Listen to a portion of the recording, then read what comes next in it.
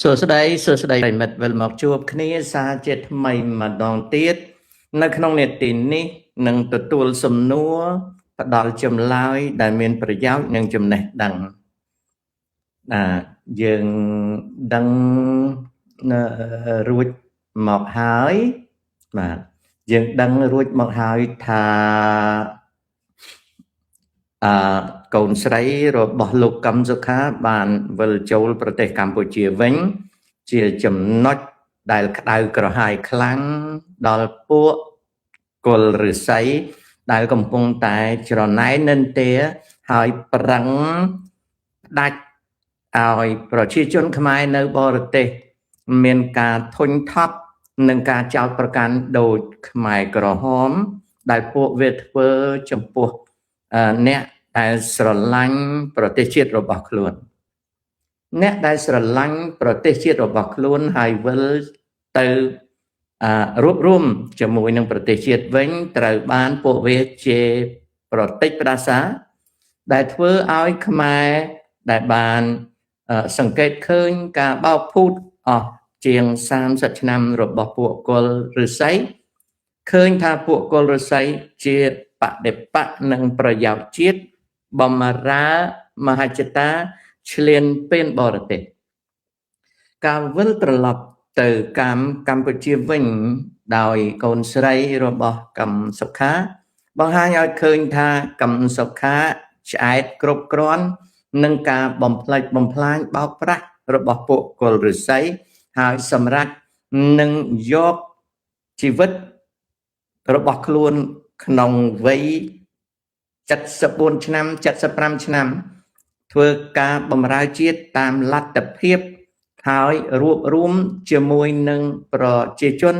ប្រជាពលរដ្ឋនៅក្នុងស្រុកដើម្បីកសាងសេចក្តីសុខដុមរមនាប្រឈមនឹងអំពើឈ្លានពានរបស់សៀមដែលពួកគល់ឫស្សីគាំទ្រនិងបម្រើនយោបាយការវិលត្រឡប់ទៅស្រុកវិញរបស់កូនស្រីលោកកឹមសុខាមិនភ័យខ្លាចការចោទប្រកាន់ពីពួកគល់ឫស្សីទៀតទេព្រោះពួកគល់ឫស្សីនៅសល់គ្នាមិនបានពីរលោផងសំរងស៊ីបានបោកភូតចំនួនញ៉ាត់ដែលនិយាយថាញ៉ាត់ថ្កោលទោះបីវាដាក់តួលេខច្រើនរយពាន់មែនក៏ដោយក៏ការដាក់តួលេខរបស់វាគ្មានន័យអ្វីទាំងអស់នៅពេលដែលប្រជាពលរដ្ឋខ្មែរជិត20លាននាក់រួមរស់សុខទុក្ខសប្បាយជាមួយគ្នាខ្មែរនិងខ្មែរដែលមនុស្សគាំទ្រវាធ្លាក់ដល់កម្រិត0បានជាប្រសិទ្ធនាមឲ្យពួកវាហៅថាពួកអពីឡូដូច្នេះពួកវាមិនអាចនឹងធ្វើភ្លៀងផ្គរបានទៀតទេយុទ្ធនាការក្រោមខ្សែក្រវ៉ាត់ដែលចោទប្រកាន់ថាហ៊ុនម៉ាលីបុត្រីពៅរបស់លោកហ៊ុនសែនមានម្ដាយជាហ៊ឹមស៊ីវ័នរឹតតែបិទទ្វារមិនអោយអកុលស័យមានលទ្ធភាពចូលស្រុកបានទេកម្លាំងលើកស្ទួយប្រជាធិបតេយ្យនៅក្នុងពិភពលោកឈប់មានហើយវាត្រូវយកជីវិតចាស់ទុំរបស់វាប្រមូលស្រោមសម្បត្តិក្នុងរយៈពេលចុងក្រោយពួកវាគ្មានឱកាសហើយបរិវារវានឹងត្រូវត្រឡប់ទៅវិញម្ដងមួយដោយបរិវារវាគ្រាន់តែចេញមកយកសញ្ជាតិនៅក្រៅប្រទេសតែប៉ុណ្ណឹងចំពេលដែលសហរដ្ឋអាមេរិកកំពុងតែមានការរឹតបន្តឹងយ៉ាងខ្លាំងក៏ធ្វើឲ្យពួកវាត្រូវតែបញ្ចប់នៅកិច្ចការរបស់វាឆាប់គ្មានចំណុចត្រង់ណាដែលពួកវាអាចមានសង្ឃឹមថាធ្វើអ្វីកើតទេនេះគឺជាទស្សនវិជ្ជាជាក់ស្ដែងនិងជាបាបកម្មដែលចេញផលតន់ហន់ពីការឆោបោកមិនចេះចប់ មិនចេះហើយអស់រយៈពេល30ឆ្នាំកន្លងមកនេះអញ្ចឹងខ្ញុំបងប្អូនមានសំណួរសួរខ្ញុំប្រញាប់ឆ្លើយនៅខាងខ្ញុំម៉ោង 7:10 ព្រឹកខ្ញុំឆ្លើយហើយខ្ញុំរត់ទៅធ្វើការងារបន្តិច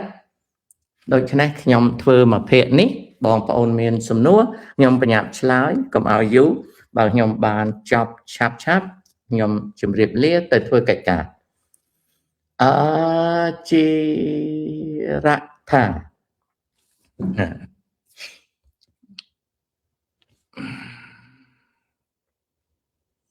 Should you avoid all news about politics, just study hard and build a good life? I no opinion. តាអត់មានយោបល់ទេតាបាននិយាយហើយថាក្មេងបើមិនទាន់ចប់ Masters ទេហើយចាញ់ធ្វើការកុំតាក់ទងនយោបាយបើសិនណាជាពាក្យហ្នឹងចៅស្ដាប់ទៅចៅក៏ដឹងថាពាក្យហ្នឹងគ្រប់គ្រាន់ឬទេណារតរៈ How are you my brother តាកូនរបស់តាសំបីតែចូលទៅទាហានក៏អត់តាក់ទងនឹងនយោបាយដែរ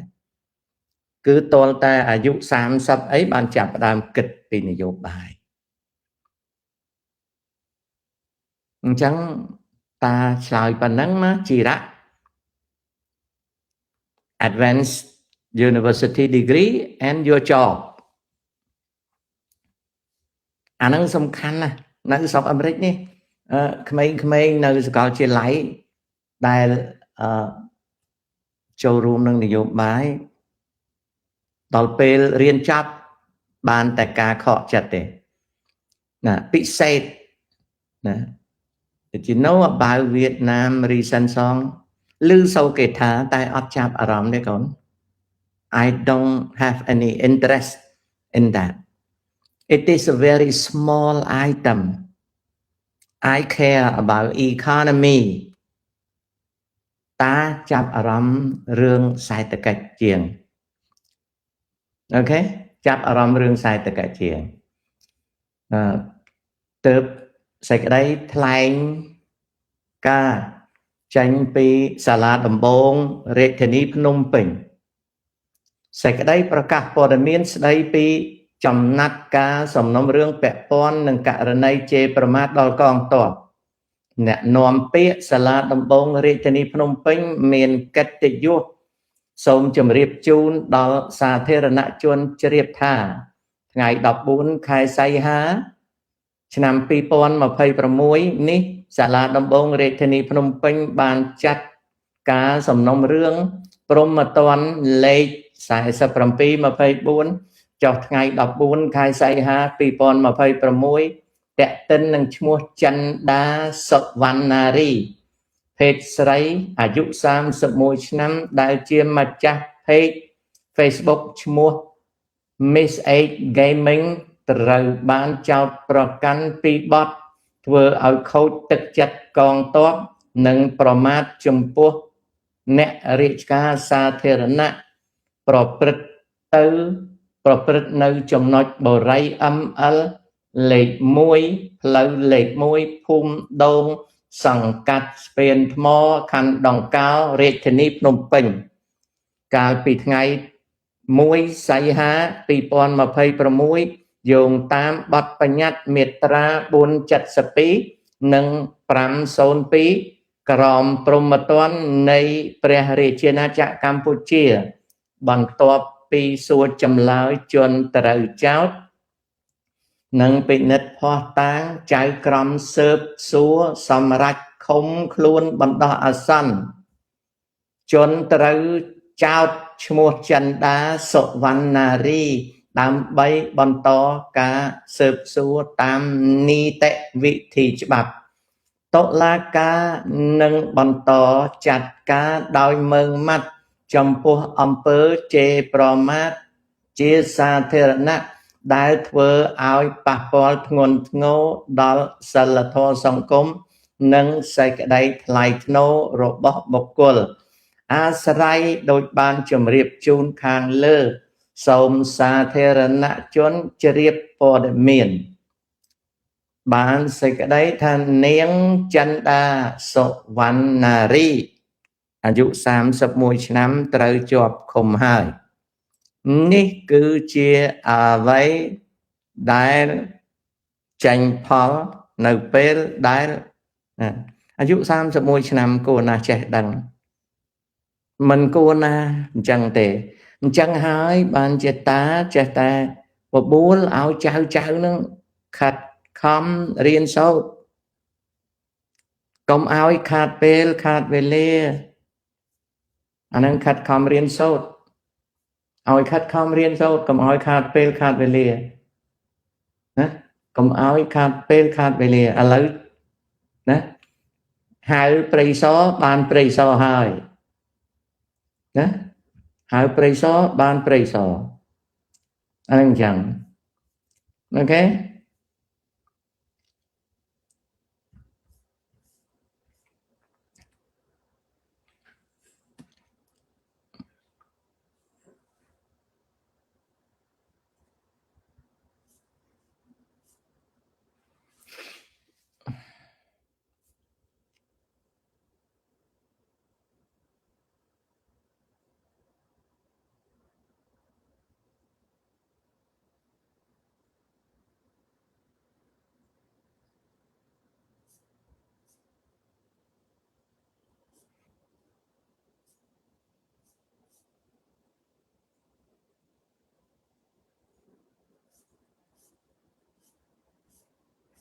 មានព័ត៌មានប៉ុណ្ណឹងណាបងប្អូន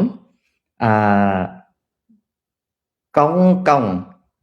លោកតាតើលោកតាអាចនិយាយអំពីស្ថានភាពប្រទេសកម្ពុជាថ្ងៃ16មេសា75បានទេ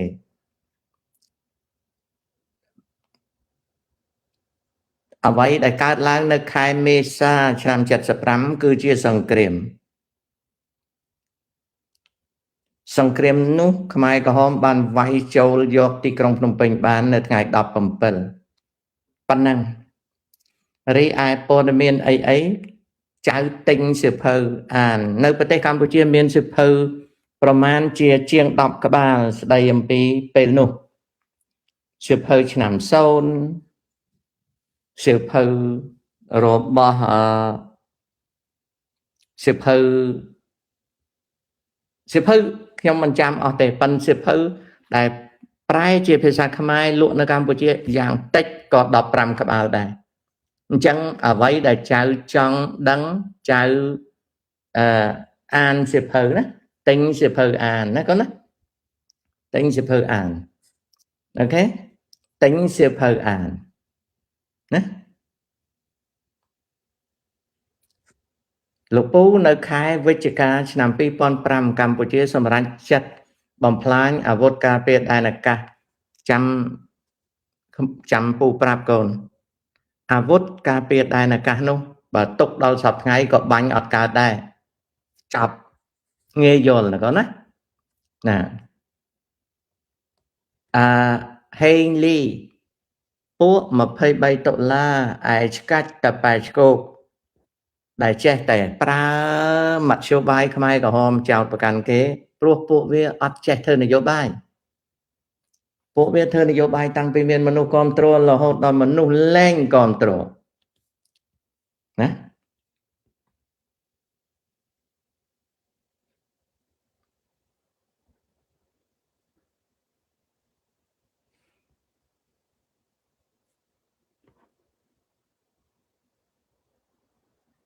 ពិសេសបើតាជាចៅតាអត់ចំណាយពេលទេ If I were you I do not waste my time with that ណាពិសេសបើតាជាចៅតាអត់ខាតពេលរឿងហ្នឹងទេ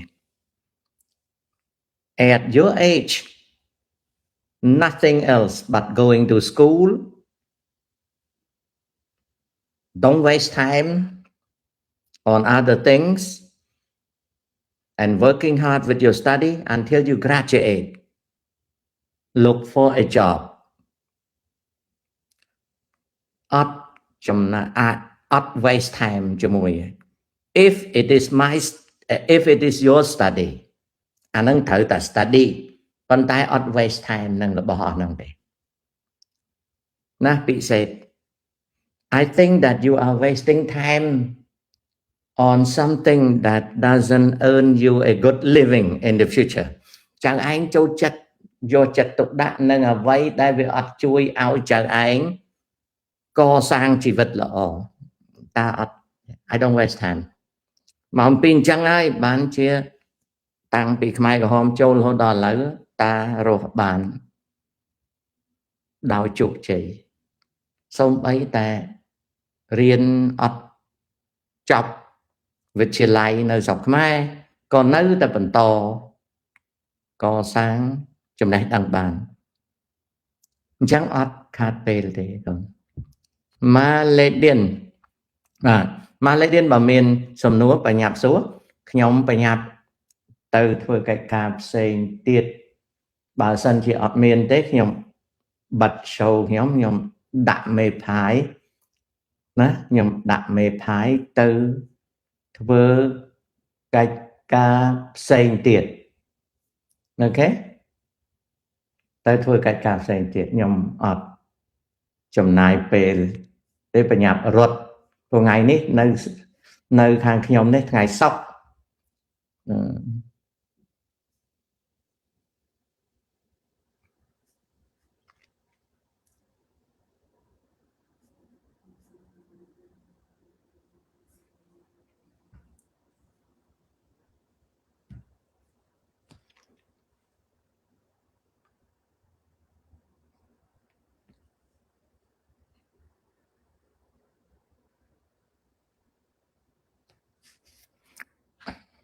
បងកំពុងចាម